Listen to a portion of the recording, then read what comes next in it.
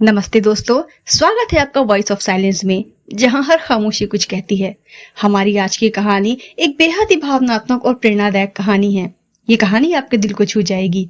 इसका शीर्षक है माँ का अपमान। चलिए कहानी शुरू करते हैं। मेरा नाम सौम्या है, 34 साल की, नोएडा के नगरीय इलाके से दूर रहती हूँ। मैं एक प्राइमरी स्कूल की शिक्षिका हूँ। मेरा घर एक शांत गली में है, स्कूल से 3 किलोमीटर से भी कम दूरी पर। यह कोई बड़ा घर नहीं है, 3 बेडरूम, एक बैठक, एक छोटा सा रसोई घर। लेकिन यह मेरे पसीने और मेहनत का नतीजा है, जो लगभग 1 दशक तक दिन में पढ़ाने, रात में ट्यूशन देने और आखिरकार मेरी माँ सावित्री द्वारा घर खरीदने में मदद के लिए लिए गए बैंक लोन का नतीजा है। मैंने शादी से पहले ही घर लिया था। जब मेरी अर्पित से शादी हुई तो मैंने उसकी माँ को हमारे साथ रहने के लिए कहा। शादी से पहले अर्पित और उसकी माँ निर्मला ने नोएडा में उसके ऑफिस के पास एक छोटा सा कमरा किराए पर लिया था। शादी के बाद मैंने सोचा, हमारे पास तो घर है, तो मैं और मेरे पति उसकी माँ से अलग क्यों रहें? किराए के पैसे भी बचेंगे। अगर मैं अर्पित को अपने साथ रहने के लिए ले आऊं, लेकिन उसकी माँ को किराए के कमरे में रहने दूं, तो ये गलत होगा। मैंने खुद से कहा, अगर मैं उनके साथ अच्छा व्यवहार करूंगी तो मेरी सास के साथ रहने में कोई समस्या नहीं होगी। मेरी माँ पहले तो हिचकिचाई, लेकिन मैंने उन्हें दिलासा दिया, यह घर शादी से पहले ही मेरी निजी संपत्ति है। अगर कुछ हुआ तो चिंता मत करना।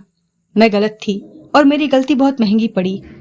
जैसे ही वे घर में आई, मेरी सास निर्मला पड़ोसियों की नजरों में असली मालकिन बन गई। उन्होंने पर्दे बदल दिए, रेफ्रिजरेटर की अलमारियों को फिर से व्यवस्थित किया और यहाँ तक कि वास्तु के लिए पूजा स्थल को भी दूसरी दीवार पर लगा दिया। जब मैंने धीरे से सुझाव दिया तो उन्होंने उपहास किया, तुम यहाँ की बहू हो, अपनी जगह पहचानो। हालांकि यह तुम्हारा घर है, फिर भी तुम्हें परिवार की परंपरा का पालन करना होगा। पहले अपने बड़ों का सम्मान करो। और मेरे पति, वो हमेशा चुप रहते थे। जब भी मैं कुछ कहती, वे कहते, वो बूढ़ी हैं, इसे दिल पर मत लो, वह तुम्हारे लिए घर का ख्याल रखती हैं।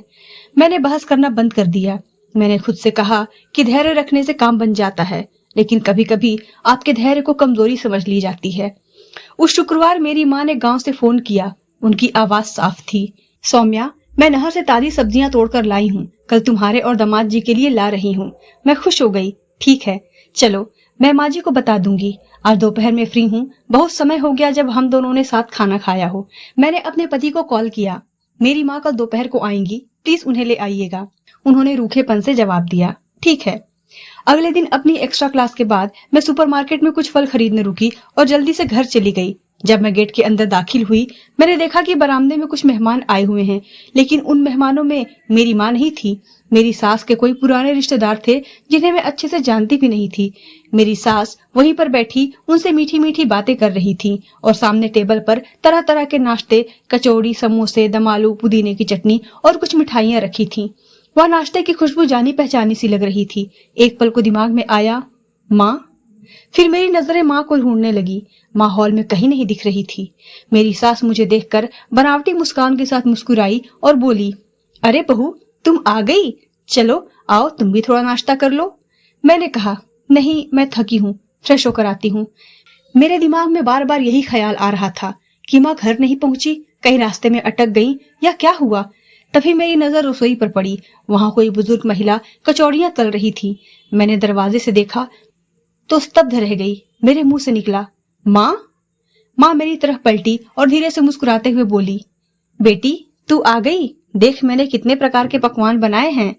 मैंने भौहें सिकोड़ ली और बोली, माँ, आपको इतने सारे नाश्ता बनाने की क्या जरूरत थी? यह बाहर से भी तो आ सकता था, और तुम यहाँ रसोई में अकेली कचौड़ियां तल रही हो और मेरी सास बाहर मेहमानों के साथ बैठी हैं, जबकि मेहमान तो तुम भी हो। आज मेरी सास के आने के बाद तुम पहली बार यहाँ आई हो, और तुमने कहा था कि तुम घर से कुछ ताजी सब्जियां ला रही थी, वह सब कहाँ है?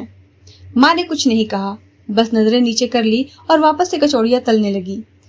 मैंने माँ की खामोशी को समझने की कोशिश की और तभी देखा किचन के किनारे वह सब्जियां बोरी में पड़ी थी, जैसे किसी ने उसे फेंका हो। माँ, आप आने के बाद फ्रेश हुई? कुछ खाया आपने? मैंने चिंता से पूछा। माँ ने ना में सर हिलाया। मैंने कहा, माँ, मैंने सोचा था कि हमेशा की तरह आपने मेरे लिए साग बनाई होगी, लेकिन आप तो इतने सारे पकवान बना रही हैं। आपकी उम्र इतनी नहीं कि आप इतना काम करें। माँ कुछ न बोली। मैंने उनसे कहा, माँ, आपको यह सब करने के लिए मेरी सास ने कहा है ना? माँ फिर भी कुछ न बोली, लेकिन मैं उनकी खामोशी को समझ सकती थी। मैं अपनी सास से सवाल पूछना चाह रही थी कि मेरी माँ आपसे उम्र में बड़ी ही हैं और मेहमान बनकर आई हैं।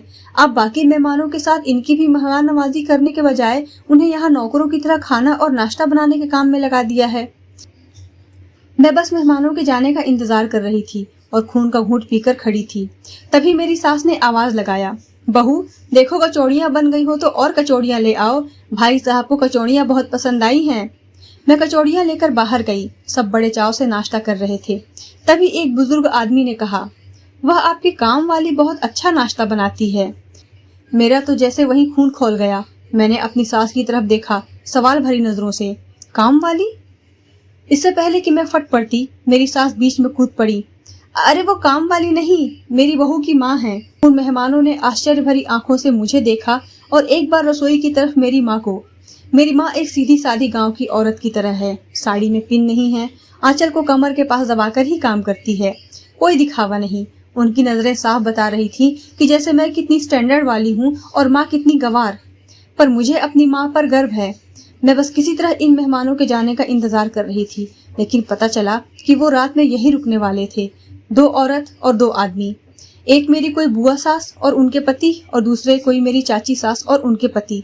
मैं यहाँ एक ही सास से परेशान हूँ और ऊपर से 2 सासें और आ गईं। सब नाश्ता करके चले गए मेरी सास के कमरे में। मैंने मेरी सास को एक किनारे बुलाकर कहा, माँ जी ये सब क्या है? ये लोग कौन हैं? और मेरी माँ क्यों इनके लिए इतने सारे पकवान बना रही हैं? क्या आपने उनसे कहा? मेरी सास ने मुझे ही आंखें तररते हुए कहा, हाँ मैंने कहा था। अब बहू की माँ है तो क्या थोड़ा बहुत काम भी नहीं कर सकती? और उसने आते ही तुझसे शिकायत कर दी। शक्ल से तो बहुत सीधी सादी है पर एकदम चुगलखोर है। मैंने कहा, माँ ने मुझे कुछ नहीं बताया पर मैं उनकी खामोशी भी समझती हूँ। आप उनकी मदद तो करवा सकती थी। वो तो आपसे उम्र में बड़ी भी हैं और उतनी दूर का सफर करके आई हैं। क्या उन्हें थकाई नहीं लग रही होगी?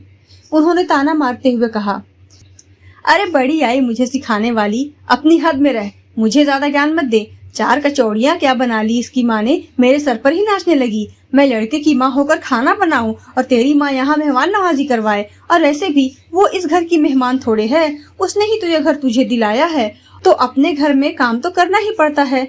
वो बड़बड़ाती चली गई। मैं मन महसूस कर रह गई। मैंने ध्यान हटाने की कोशिश की और सोचा माँ के पास जाकर चैन से उनकी गोद में सर रखकर ढेर सारी बातें करूं। माँ रसोई समेट रही थी।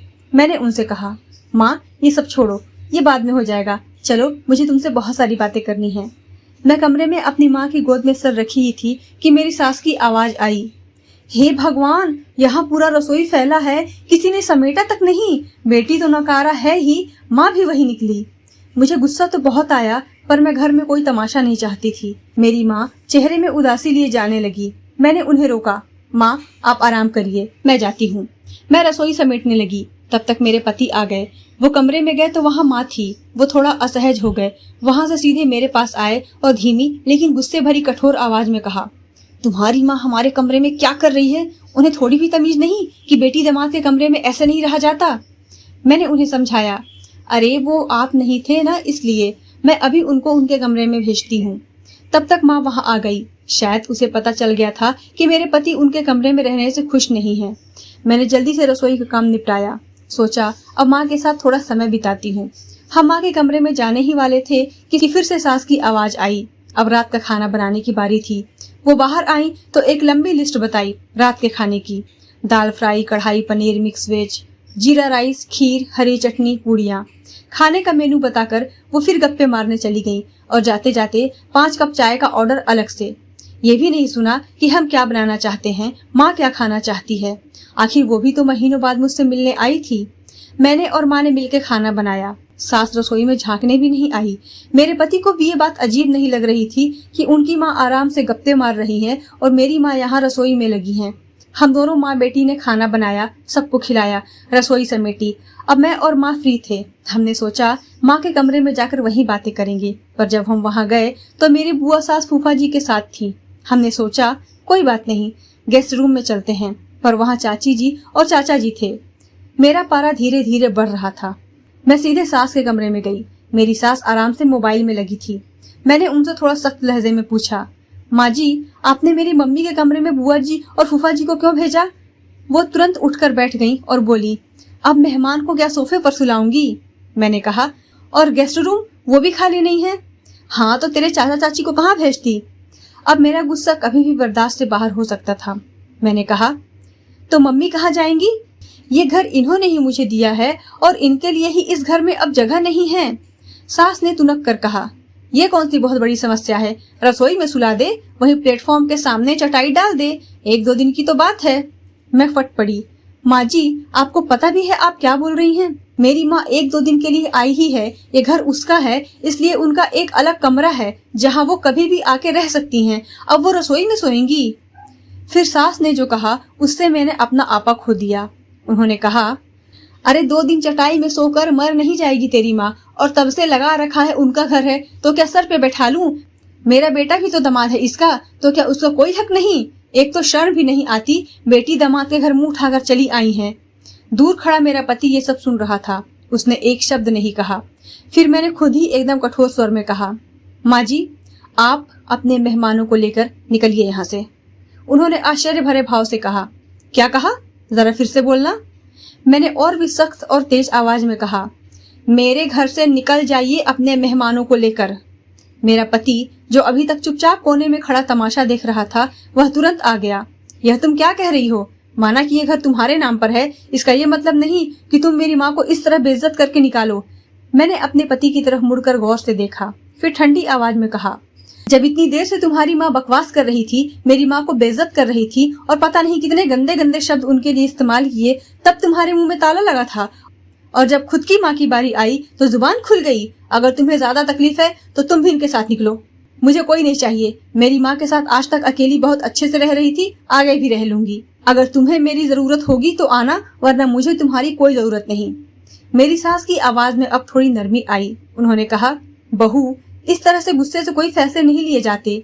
मैंने जवाब दिया, माँ जी, मैं जब से आई हूँ तब से यही देख रही हूँ। मैंने इस घर में आपको लाया, आपको अपनी माँ समान माना, ये जानते हुए कि ये घर न आपका है न आपके बेटे का, फिर भी आप इस पर पूरे अधिकार के साथ हक जमा कर बैठ गईं। मैंने तब भी कुछ नहीं कहा। आपने जैसे जैसे कहा मैंने वैसा वैसा किया। आपने जो जो नियम कानून मेरे ऊपर लादे वो सारे मैंने उठाए, लेकिन आज आप मेरी माँ की बेइज्जती कर रही हैं। वह माँ जिसने अपने खून पसीने की कमाई से बचाकर यह घर मुझे दिलवाया है, जिसके नीचे आज हम सब यहाँ हैं, और वह आज आई है तो उसके लिए रसोई में एक चटाई बिछा दूं। एक काम करिए, आज रात आप इस रसोई में चटाई बिछाकर सोइए और सुबह अपने मेहमानों के साथ चले जाइएगा। इतना कहकर मैंने उनका हाथ पकड़कर उन्हें बाहर खींचा, अपनी माँ को अंदर ले गई और दरवाजा बंद कर लिया। दोनों माँ बेटे बाहर अवाक खड़े थे, उनके पास मेरी बात का कोई जवाब नहीं था। मैं अपने फैसले पर अडिग थी। मेरी माँ मुझे रात भर समझाती रही, लेकिन मैंने जिस तरह का रवैया अपनी सास का पिछले 7-8 महीने में देखा, मैं समझ चुकी थी कि वो कभी नहीं सुधरेंगी। शादी दोनों पक्षों के तालमेल से चलता है। अगली सुबह जब मैं उठी तो देखा मेरी सास रसोई में नाश्ता बना रही थी और जो मेहमान थे वो जा चुके थे। मेरा पति चुपचाप अपने कमरे में ऑफिस जाने की तैयारी कर रहा था। दोनों में से किसी ने रात वाली बात का कोई जिक्र नहीं किया। मैंने कुछ नहीं कहा, सीधे रसोई में आई और अपनी सास से बोली, माँ जी, आप अभी तक गई नहीं?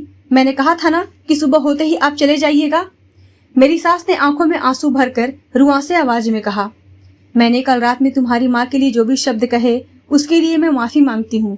मुझे ऐसा नहीं कहना चाहिए था। शायद मैं सास के रूप में आ गई थी और यह भूल गई थी कि सास भी माँ होती है और उसे वैसा ही व्यवहार करना चाहिए। मैं कुछ न बोली। मेरा दिमाग तो कह रहा था कि जो फैसला मैंने लिया है इस पर कायम रहूं, लेकिन शायद मैं अपनी सास की आंख में आंसू देखकर पिघल गई और उनसे कहा, ठीक है माँ जी, लेकिन आप वादा कीजिए कि आप अब से कभी मेरी माँ की बेइज्जती नहीं करेंगी और कोई उनके यहाँ आने जाने पर रोक टोक नहीं करेगा। पापा के जाने के बाद मेरी माँ ने ही मुझे संभाला, मुझे पढ़ाया लिखाया, काबिल बनाया। उनका कोई दूसरा बेटा या बेटी नहीं, जो भी सहारा है वो मैं ही हूँ, जिस तरह आपका सहारा आपका बेटा है। मैंने कभी आपके बेटे को आपसे अलग नहीं किया, तो मुझे कोई मेरी माँ से अलग ना करे। मैंने 2 टूक कहा और वहां से चली गई। आज इस बात को 1 साल हो गए हैं, अभी तक सब सही चल रहा है। मेरी माँ 3-4 महीने में आती है, कुछ दिन मेरे साथ रहती है। मेरी सास भी उनके साथ अच्छे से रहती हैं। सब सही चल रहा है और भगवान करे कि आगे भी सही चले। आज एक बहुत बड़ी खुशखबरी मैं घर में सबको देने वाली हूँ कि हमारे परिवार में हम 4 के अलावा एक 5वां मेहमान भी आने वाला है। दोस्तों, ये कहानी आपको कैसी लगी हमें कमेंट करके जरूर बताएं। इस वीडियो को हाइप करें। हमारे चैनल को सपोर्ट करने के लिए आप हमें सुपर थैंक्स भेज सकते हैं।